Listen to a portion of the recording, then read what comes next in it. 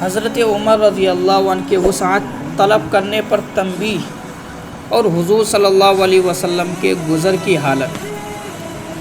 بیویوں کی بعض زیادتیوں پر ایک مرتبہ حضور اقدس صلی اللہ علیہ وسلم نے قسم کھا لی تھی کہ 1 مہینے تک ان کے پاس نہ جاؤں گا تاکہ ان کو تنبیہ ہو، اور علیحدہ اوپر ایک حجرے میں قیام فرمایا تھا۔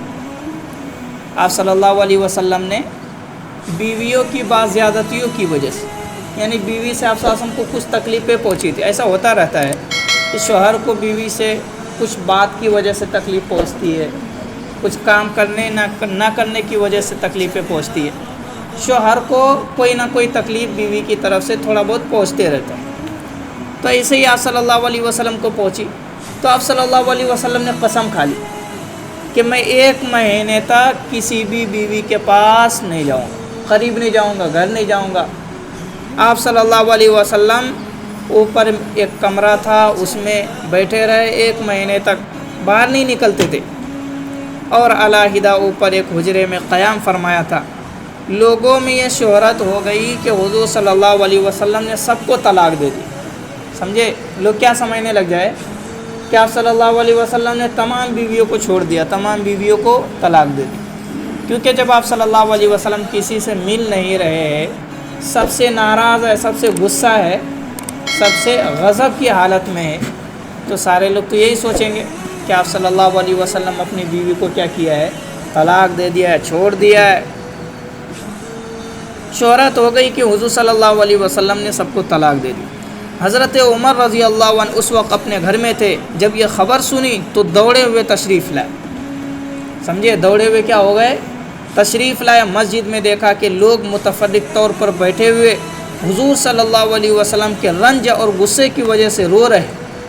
مسجد میں آئے تو دیکھا کہ سارے لوگ رو رہے، کوئی اس کونے پہ بیٹھا ہے، کوئی اس کونے پہ بیٹھا ہے، کوئی ادھر بیٹھا ہے، کوئی ادھر بیٹھا ہے۔ آپ صلی اللہ علیہ وسلم کے غصے کی وجہ سے رو رہے، آپ صلی اللہ علیہ وسلم کی تکلیف کی وجہ سے رو رہے، آپ صلی اللہ علیہ وسلم کے رنج و غضب کی وجہ سے سارے لوگ رو رہے تھے۔ حضرت عمر نے یہ دیکھا، بیویاں بھی سب اپنے گھروں میں رو رہی ہے۔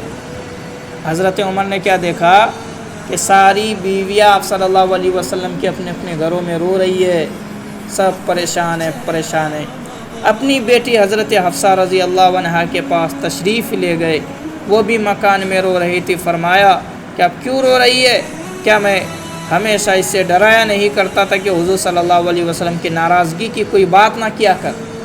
حضرت عمر آپ صلی اللہ علیہ وسلم کے بارے میں اپنی بیٹی سے کہتے تھے کبھی ان کو کوئی تکلیف نہیں ہونی چاہیے۔ سمجھے؟ اپنی بیوی کو، اپنی بیٹی کو تنبیہ کرتے تھے کہ تمہارے شوہر کی طرف سے مجھے کوئی شکایت نہیں ملنی چاہیے، کوئی ناراضگی والی بات نہیں ہونی چاہیے، کوئی ان کو تکلیف نہیں پہنچنی چاہیے۔ یہ حضرت عمر رضی اللہ عنہ اپنی بیٹی کو سمجھاتے تھے۔ تو جب حضرت حفصہ رضی اللہ عنہ گھر میں رو رہی تھی، آپ صلی اللہ علیہ وسلم آئے، کیا کہا کہ کیوں رو رہی ہے؟ تو نے تو آپ صلی اللہ علیہ وسلم کو کیا کیا ہے؟ ناراض کیا ہے۔ میں نے منع کیا تھا نا کہ آپ صلی اللہ علیہ وسلم کو ناراض نہ کرنا۔ اس کے بعد مسجد میں تشریف لے آئے، وہاں ایک جماعت ممبر کے پاس بیٹھی رو رہی تھی۔ مسجد میں دیکھا کہ ممبر کے پاس ایک جماعت ہے، خوب رو رہی ہے۔ تھوڑی دیر وہاں بیٹھے رہے، مگر شدت رنج سے بیٹھا نہ گیا۔ ارے جب کسی باپ کو معلوم ہو کہ میری بیٹی کو کیا ہو گئی ہے، طلاق ہو گئی ہے، میری بیٹی کو چھوڑ دیا ہے، میری بیٹی کا رشتہ ختم ہو گیا ہے، تو کسی باپ کو تکلیف برداشت ہوگی؟ نہیں ہوگی۔ تو ایسے ہی حضرت عمر رضی اللہ عنہ مسجد آئے تو دیکھا کہ ممبر کے پاس کچھ لوگ رو رہے، جماعت۔ حضرت عمر بھی بیٹھے، لیکن ان کو برداشت نہ ہوا، چلے گئے نکل کے۔ رنج سے بیٹھا نہ گیا تو حضور صلی اللہ علیہ وسلم جس جگہ تشریف فرماتے اس کے قریب تشریف لے گئے، اور حضرت رباح رضی اللہ عنہ ایک غلام کے ذریعے سے جو 2 باری کے زینے پر پاؤں لٹکائے بیٹھے تھے، اندر حاضری کی اجازت چاہی۔ انہوں نے حاضر خدمت ہو کر حضرت عمر کے لیے اجازت مانگی، مگر حضور صلی اللہ علیہ وسلم نے سکوت فرمایا، کوئی جواب نہ دیا۔ آپ صلی اللہ علیہ وسلم جس کمرے میں تھے تو حضرت عمر ڈائریکٹ آپ صلی اللہ علیہ وسلم کے پاس جانا چاہتے تھے، ہے نا؟ میں نے جو آپ صلی اللہ علیہ وسلم کے بارے میں غلط بات سنی ہے، میں ڈائریکٹ آپ صلی اللہ علیہ وسلم سے جا کر باتیں کروں، تب نہ معلوم چلے کیا چل رہا ہے نہیں چل رہا ہے۔ تو حضرت عمر گئے، حضرت رباح رضی اللہ عنہ سے اجازت مانگی کہ آپ صلی اللہ علیہ وسلم سے اجازت مانگیے کہ اندر میں بھی آؤں. تو آپ صلی اللہ علیہ وسلم نے کچھ نہیں بولا، آئیے یا نہ آئیے کچھ بولا نہیں، خاموشی اختیار کیا آپ صلی اللہ علیہ وسلم، جواب نہیں دیا. حضرت رباح رضی اللہ عنہ آ کر یہی جواب حضرت عمر کو دے دیا کہ میں نے عرض کر دیا تھا مگر کوئی جواب نہیں ملا. حضرت عمر رضی اللہ عنہ مایوس ہو کر ممبر کے پاس آ بیٹھے مگر بیٹھا نہ گیا. پھر ممبر کے پاس آئے، جب آپ صلی اللہ علیہ وسلم کے پاس اجازت نہیں ملی تو کہاں آئے؟ ممبر کے پاس. لیکن پھر اتنی تکلیف تھی، رنج تھی، شدت تھی، برداشت نہیں ہوا، پھر اٹھ کر چلے گئے.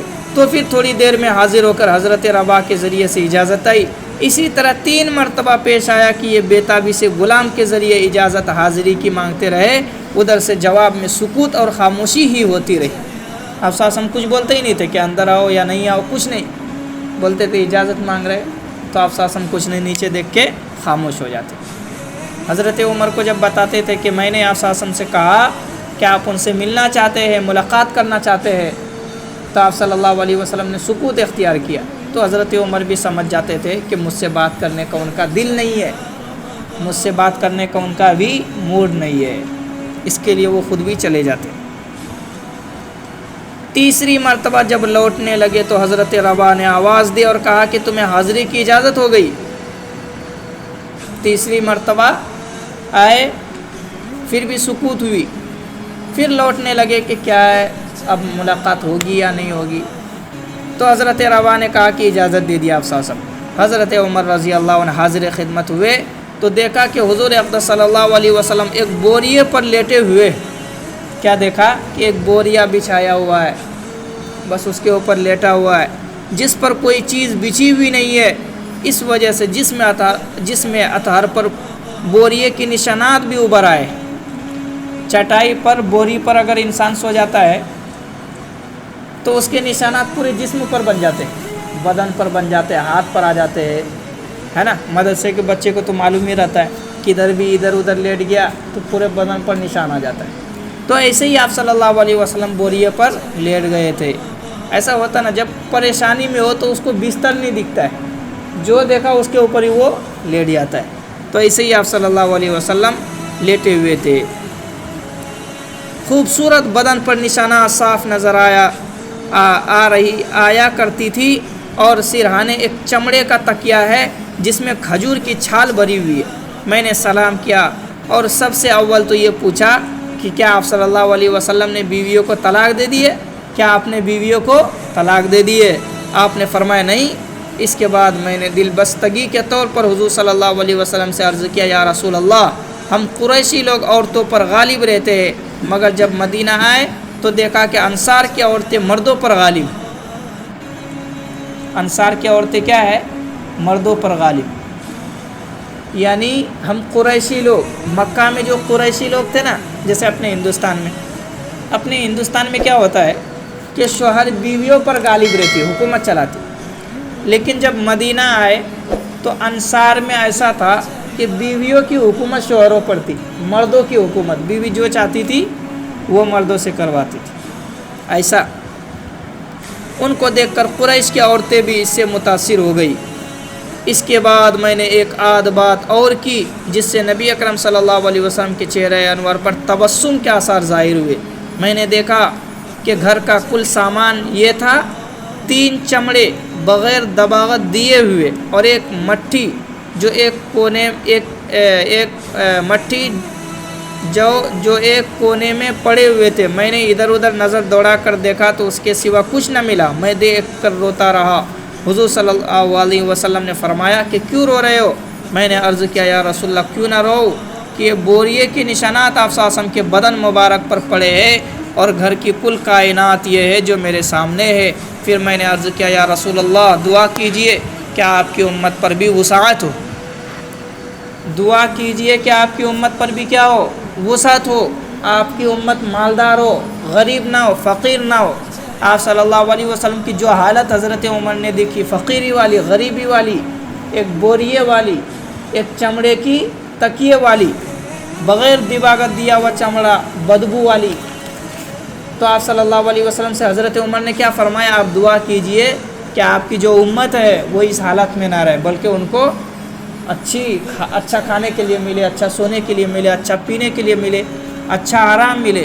ایسا حضرت عمر نے آپ صلی اللہ علیہ وسلم سے کہا کہ دعا کیجئے۔ یہ روم و فارس بے دین ہونے کے باوجود کہ اللہ کی عبادت نہیں کرتے، ان پر تو یہ وسعت، یہ قیصر و کسریٰ تو باغوں اور نہروں کے درمیان ہو، اور آپ صلی اللہ علیہ وسلم اللہ کے رسول اور اس کے خاص بندے ہو کر یہ حالت نبی اکرم صلی اللہ علیہ وسلم تکیہ لگائے ہوئے لیٹے تھے۔ حضرت عمر کی یہ بات سن کر بیٹھ گئے اور فرمایا کہ عمر، کیا آپ تک اس بات کے اندر شک میں پڑے ہوئے ہو؟ سنو، آخرت کی وسعت دنیا کی وسعت سے بہت بہتر ہے۔ کیا فرمایا؟ کہ تم دنیا میں مالداری چاہتے ہو، دنیا میں اچھا کھانا چاہتے ہو، اچھا پینا چاہتے ہو، لیکن آخرت میں اللہ تبارک و تعالی تمہیں جو زندگی عطا کرے گا، اللہ تبارک و تعالی تمہیں جو کچھ بھی عطا کرے گا وہ دنیا سے بہت زیادہ بڑی ہے، اور دنیا سے 1000 گنا کیا ہے؟ بہتر ہے۔ اللہ تعالیٰ کہنے سننے زیادہ عمل کی توفیق۔ انشاءاللہ آئندہ کل جتنا بات سبحان اللہ بحمدہ، سبحانک اللہم بحمدک، ونشہد ان لا الہ الا انت ونستغفرک ونتوب الیک۔ سبحان ربک رب العزت عما یصفون وسلام علی المرسلین والحمد للہ۔